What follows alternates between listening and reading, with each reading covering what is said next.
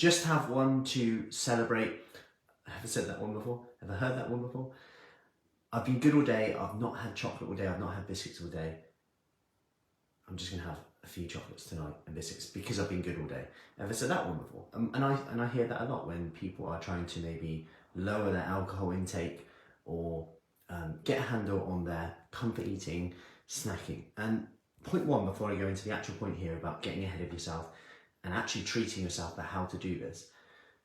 Point one is to firstly give yourself 100% permission to have anything you want, just not everything. Anything you want, just not everything.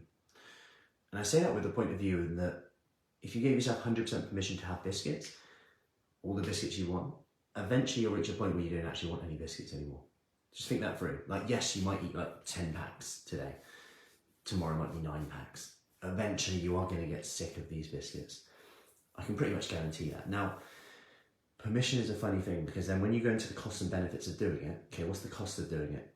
To your energy levels, to your body, to your health, to those around you, to your mood, to your bloat, to your stomach, to how you feel, your energy levels, all of these things, disease risk, costs, monetary wise, eating when you're not hungry. Hey Cheryl, good morning.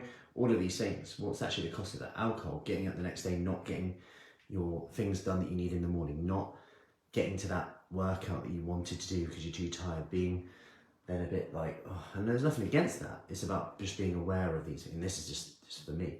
But being aware of these things can help us make a better choice. Now, point number 2 of this, when you're like, oh, to have one to celebrate, I haven't drank for 2 months, I have one to celebrate.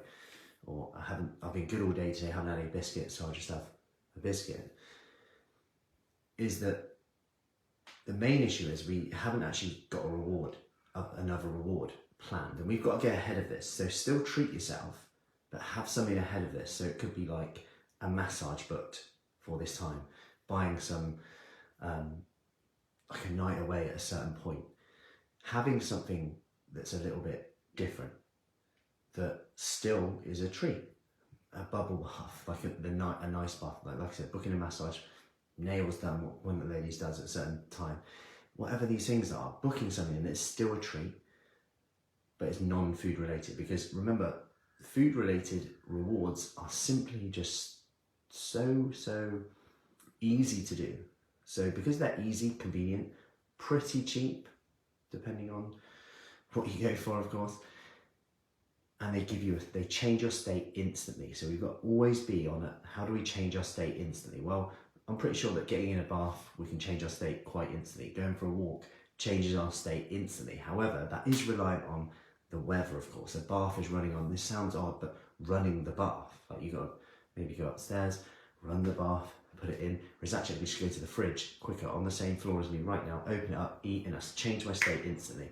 Yes, it's only changed my state whilst I'm actually eating it. Of course, when I stop eating, the problems, the stress, how I felt before will probably still be there. Now I've got another problem in that I'm like, oh, I've just had something now and I'm not hungry, you know, now I might as well just screw it up. Yeah, whatever now. And we go into that zen. So we've got to also create an environment, as I've been speaking about a lot recently, about how to make these choices a little bit more difficult. Like, can we not have them in the house? Can we just buy them literally when we need them? Not, oh, I might have some visitors this week, so I bought those biscuits, but I ended up eating them anyway. A bit like I did with my kids' apple crisps. If they're on the side, blimey, they are just there. Like anything, you're more likely to eat it if it's there. You've got a little willpower battle going on in there. That's number 1. Number 2, like I said, can you get an alternative in place on there? Number 3, can you change your environment? Like if you always snack or drink sitting in a certain chair in the kitchen or in the living room, just sit in a different chair. Sounds really odd, but just try it. Have something else instead. Like I know people, I spoke to someone the other day and they were like, I tried to avoid sweeteners, but they comfort eat a lot in the evening. I thought I don't want to have a sweetener. And it sounds really odd, but they have like a low calorie fizzy drink, like a sugar-free fizzy drink, and they're like, it actually satisfies me quite nice. Like whether it's like a Diet Coke, Fanta or something like that, and they're like, you know, it's actually quite nice. And for me, that was actually satisfying. It was just what I learned was that I just needed something. It was almost like I just needed something. And the fact they were worried about the sweeteners, but then they would drink and maybe eat sugar, which we know is there to see that the research is there's more potential detrimental effects of that than the opposite.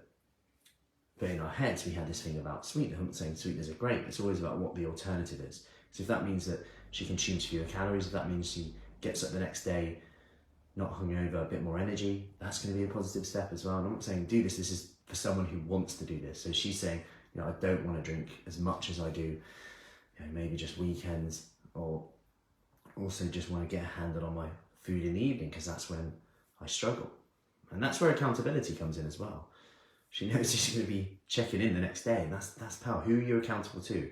Whether it's someone like me, someone like us at Fruci Fit, or someone, just a friend, like having someone like that, or even family, kids. How do they know I'm accountable? Well, I'm going to be up a bit early, I'm going to do X, Y, and Z before they get up, or whilst they're around, so I can get that done and then spend more time with them later, whatever that is. Because I know if I don't get, for example, these videos done right in the morning, I know that literally goes on then. For that presses everything on, the work I need to do, then whether the kids potentially go to the park today or not.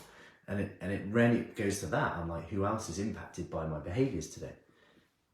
Then it's like, no, now, got to get up and do it. This is why. This leads to this, this leads to this. I'm not saying do nothing. You know, I went for a curry last night. But it's those choosing, giving yourself permission and having a plan. Anyway, I hope that helps. Any questions on our Kickstart program, which is starting this week, next week? We have a flexible start date. Just drop a Kickstart below or send me a message and I'll get you the details. Have an awesome Sunday. Enjoy the weather. Looking good. And I'll see you soon. Take care.